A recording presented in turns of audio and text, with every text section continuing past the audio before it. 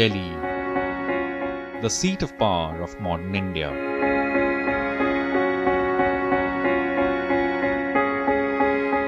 Standing firm and magnanimous on this very Raisina hill. An amalgam or the melting pot of a diverse, complex and a composite country.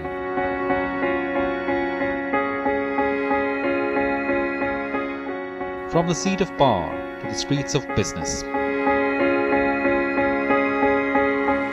A river flowing across its earthen margins to the infrastructure ferrying and carrying the lives of its nearly 1 crore 70 lakh residents.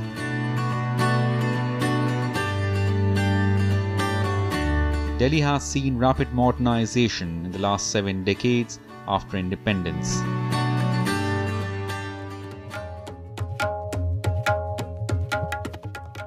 But in the core of her heart lies still the stories of her birth.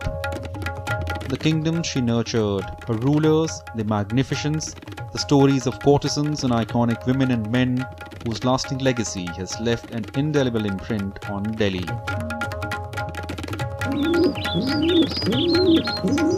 Predating several kingdoms and civilizations, the first remains of humanity in a civilized form could be traced back to 3,000 years ago. Harappan remains in the form of pottery and dishwares found in Mandoli, Bhorgarh, Kharkhari Nahar and Nacholi provides us the testament of life and a civilization in historic Delhi. We of course don't know how the life was and what the people who lived in that era spoke or if there was any ruler of the city.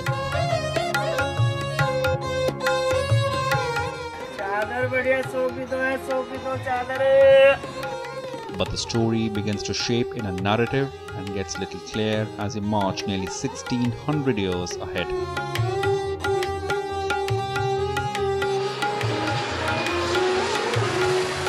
This historic iron pillar in Mehrauli, which bears an inscription in Brahmi, one of the oldest scripts in India, gives a glimpse of Delhi's first tryst with the kingdom and its supremacy.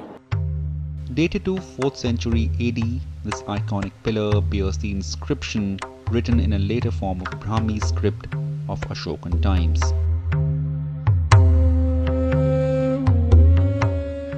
The inscriptions gives us no date or even genealogy of the ruler, but it talks about the victory of a great king, defeating his enemies from the expansive areas between what is now Bengal to Punjab. Historians have agreed to identify it with Chandragupta II, the influential Gupta-era emperor who ruled a large part of Indian subcontinent in the 4th century AD. Few centuries later, folklore and bardic tales give us an account of how a king of Tomar clan named Anangpal Tomar gave this land a name based on this pillar. So in one of the folklores, King Anangpal Tomar was told by a sage that this pillar is immovable and resting on the head of a serpent king, Vasuki.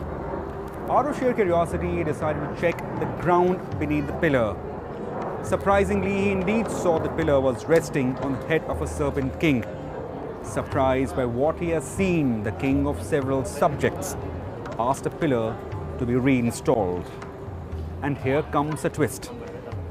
That, according to folklores, laid genesis of Delhi's first name, Delhi.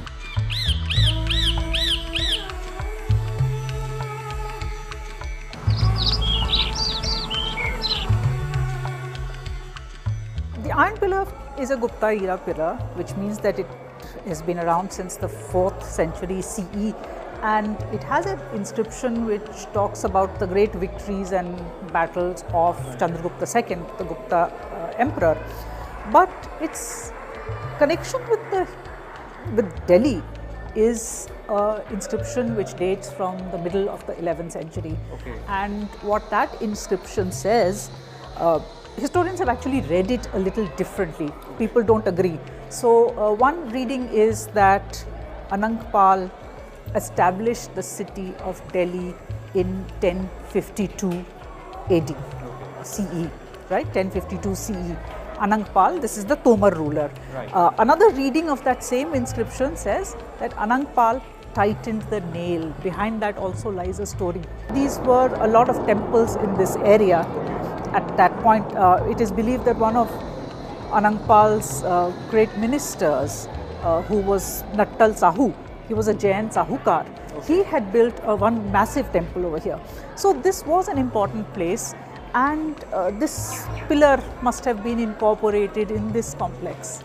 Anangpal, he was told by a sage that in his kingdom there was a nail, and this is supposed to be the nail, that this nail was driven into the ground, and it was resting on the hood of Vasuki, the serpent who holds up the earth. So this king decides that he will dig up the nail and see whether this is true or not, and he digs it up and he sees that there's blood at the end of this thing.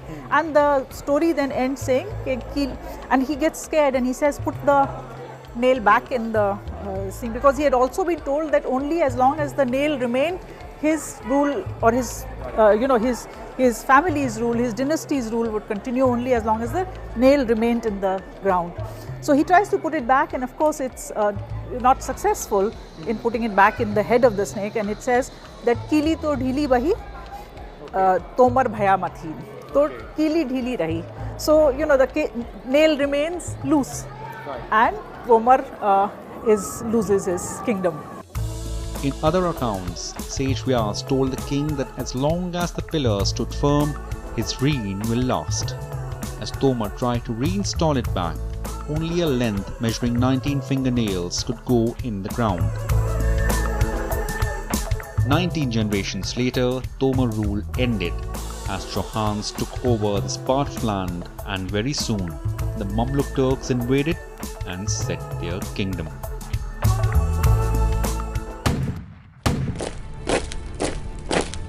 Large parts of North and West India had been ruled by several Rajput clans. Among them, one Pratihara clan established themselves as a major political force in northern India. It is said that among the generals and later governors of Pratihara kings were one from the Rajput clan Tomar, also known as Tuars. They ruled Delhi as independent kings covering present-day Haryana and parts of southwestern Uttar Pradesh.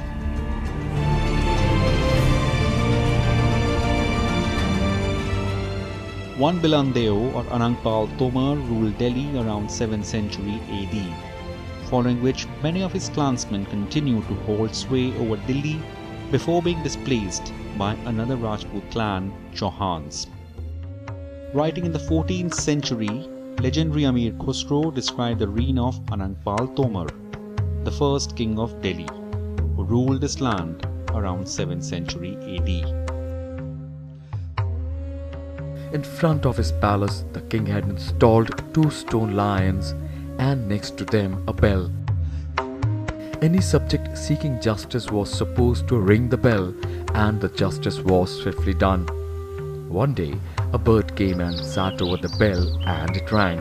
Coming to know that a bird has knocked the bell for justice, King Anangpal Tomar ordered that chunks of meat be placed between the teeth of stone lions so that the birds could feast. That was one of the glimpses of Anangpal Tomar's Delhi. No one slept hungry in the city.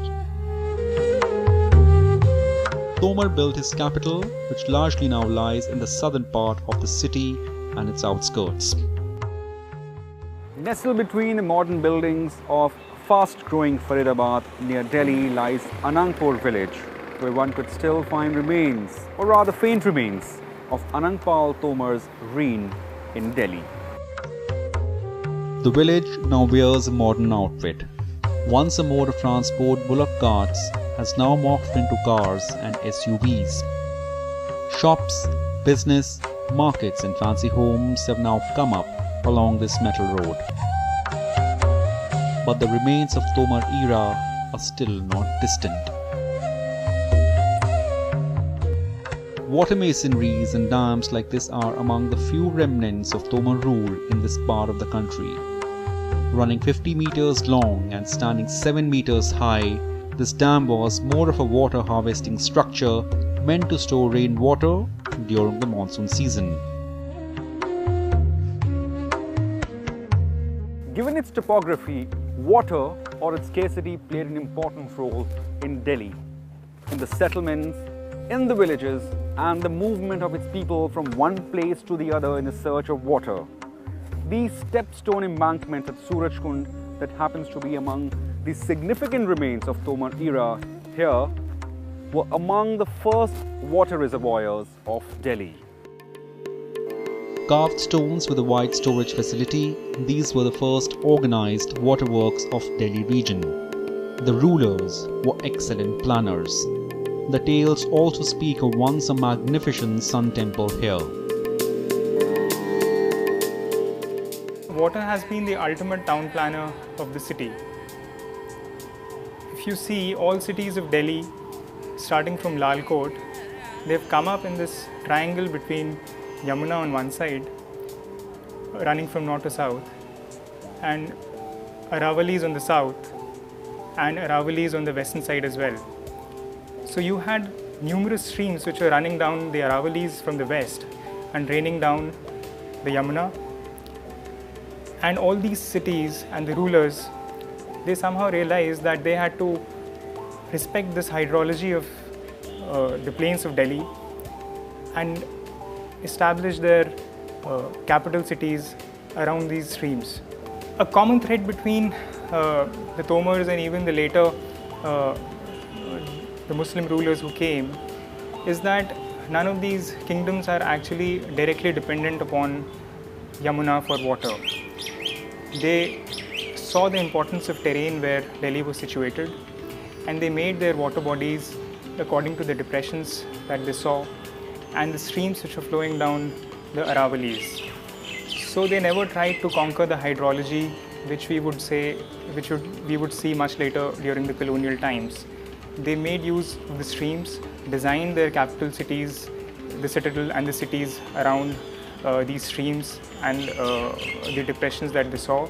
And so you have a lot of, you still have remnants of, let's say, the Surajkund or a lot of Baulis, the Gandha ki Bauli, the Rajon ki Bai in this area.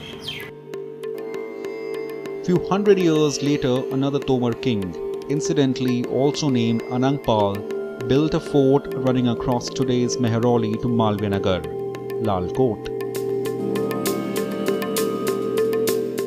These are the remains of the fortification built by Anangpal Tomar, who called it Lal Kot, running 4 kilometers long in the circular form. These were the fortifications to keep the invaders away. Invasions did happen eventually.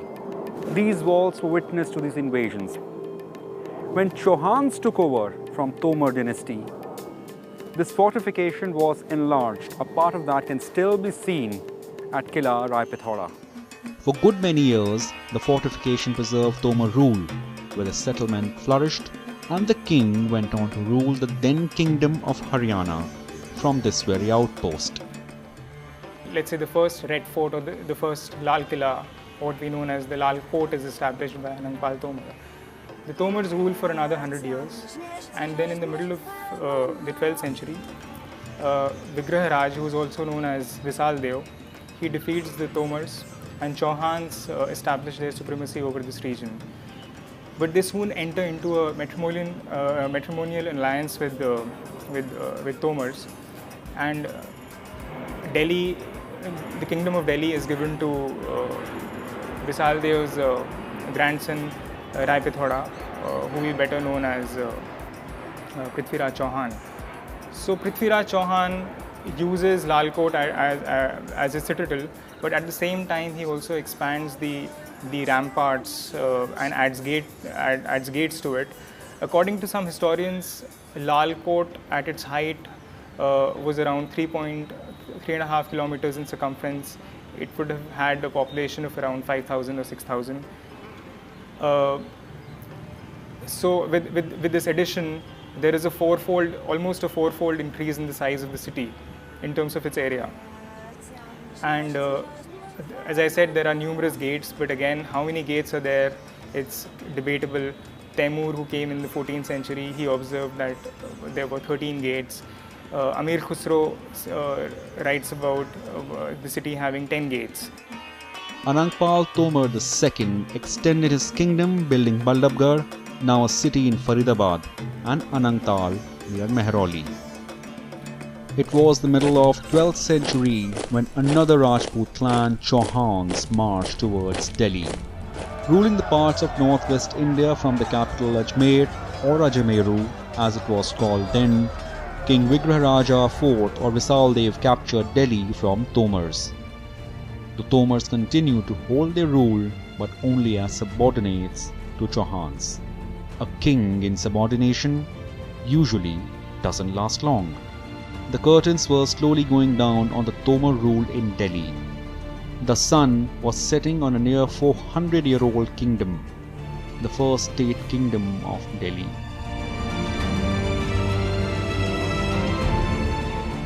But over the horizon lay the rise of Prithviraj Chauhan III, the celebrated Rajput prince of ballad and romantic folklore, also known Rai Pithora. He was the warrior of 4, taking battle from Chandelas to Chalukyas. Even Muhammad Ghori for once bit the dust facing him. The Tomars in the middle of the 12th century were replaced by the Chauhan'S. Okay. Like the Tomar, the Chauhan'S were also a Rajput clan who had come to rule from Ajmer. Right. And they had, Vigraharaj was the is the ruler, also known as Visaldev. Right. He was the one who conquered Delhi from the Tomars. Okay. And he established his rule here. Capital was still Ajmer. And then it was one of his successors, Prithviraj III, who is really known as, is known as Rai Pithora. Rai Pithora. By that name also. He extended this fort. By that time, towards the end of the 12th century, the Chauhan'S were finding that the Turks were posing a threat on their western frontier. So they had started to consolidate and strengthen their forts. In the year 1180, he enlarged the fortified area of Lal Kot, the remnant of Tomar era, and called it Kila Rai Pithora, whose remains could still be seen today near Malviya Nagar. Now a hangout for morning walkers, general public, bird watchers and leisure seekers, the fort once stood tall and mighty. These are the only remains of Kila Rai Pithora's majestic walls and ramparts, which in splendor and glory stood as high as 18 meters high and several feet thick. These days, residential colonies and busy markets have sprung up near this vast complex which once was.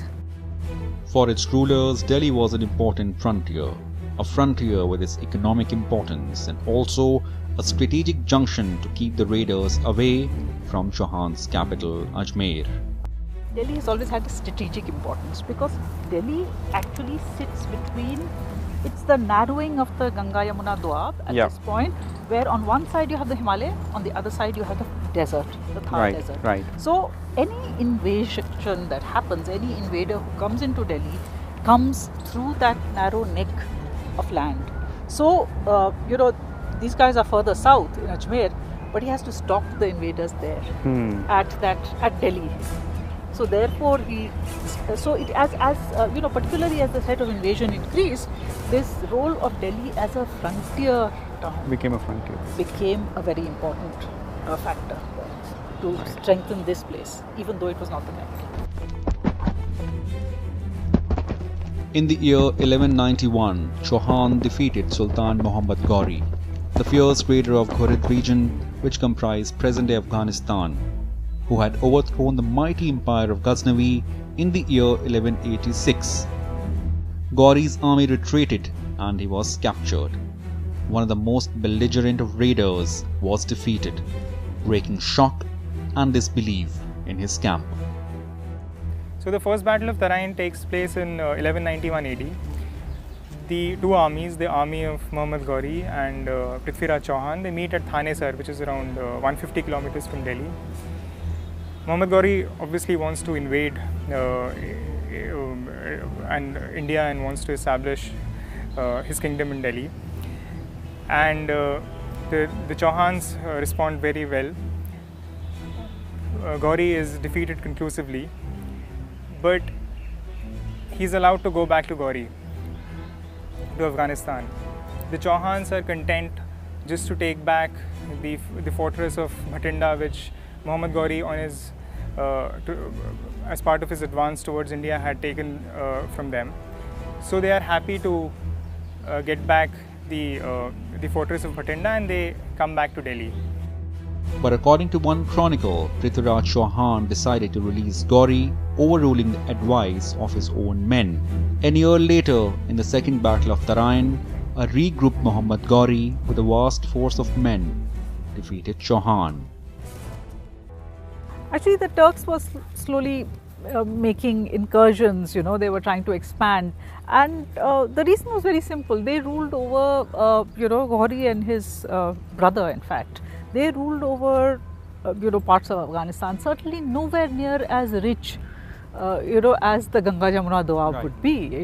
It was the fact that it produced so many crops. It was a very rich agricultural land. That's what always tempted, people to come and try and establish themselves here.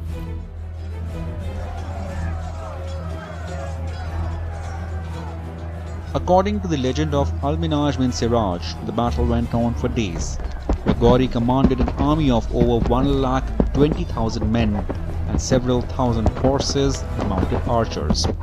It was a usual practice among the chroniclers to inflate the scale of grandeur, be it size of the army or the number of people taken hostage, the valuation of loot, and even number of people kings and rulers commanded. The chroniclers were, after all, men of court, deputed to write what sounded grand and mighty. So in 1192 AD, Muhammad Gauri is back for the same purpose. This time he is better prepared, both in terms of men and his strategy as well. There are sources, historical sources, which talk about the numbers in the two armies. They put the Chauhan army at around 3,20,000 and the Ghurid army at 1 lakh or 1,20,000. But then a lot of historians dispute these numbers, and they say both the armies were much less in number. But the Chauhan army definitely was larger than the Ghurid army. The battle marked the end of Chauhan dynasty and in effect the Rajput rule in Delhi. According to bin Siraj's account, Chauhan dismounted from his elephant and fled on a horse, only to be captured by Gauri's men and executed near Sursuti. So an interesting fact which crops up after the battle is what happens to Prithviraj Chauhan. The most straightforward conclusion is that he is killed in the battle. Then there are some other sources which say that he escapes the battlefield but is captured by the Ghurids, taken back to Ajmer, not Delhi, where he is allowed to rule as a vassal for some years, but later executed for treason. There is a third version which comes from the bardic tradition of Prithviraj Raso. Prithviraj Raso is an epic poem written by Chand Bardai, who was one of his closest friends as well as the court poet. In other accounts, some 100 years later, written by Abul Fazl, one of the principal advisors of great Mughal Emperor Akbar, Prithviraj Chauhan was captured, imprisoned, blinded and taken to Afghanistan. There his devoted bard Chand Bardai tricked the Sultan to see the Rajput king's archery skills even without vision. Sultan agreed, and using his great skills, Chauhan fired at Sultan, severely injuring him. After that, both Chauhan and Bardai were killed by Sultan's guards. In Prithviraj Raso, there is a huge public demonstration of the skill of Rai Pithoda, and just as he is about to shoot the target, Chand Bardai utters this couplet which gives away the location of Muhammad Gauri. He says, 8 बांस 24 गज अंगुल अष्ट प्रमाण ता ऊपर सुल्तान है मत चूको Chauhan. So Prithviraj Chauhan, after listening to this couplet, he accurately shoots in the direction of Muhammad Ghori and he is killed. Back in Ajmer, the power play had just begun. Ghori returned to Ghazni, appointing Chauhan's son Govindraj to the throne, who though was a ruler, but for all practical purposes owed allegiance to Sultan. Ghori also appointed Qutbuddin Aibak as in charge of newly captured territory from Chauhan's. In our next episode, we will see how after settling affairs of Ajmer, Qutbuddin Aibak began his march towards Delhi.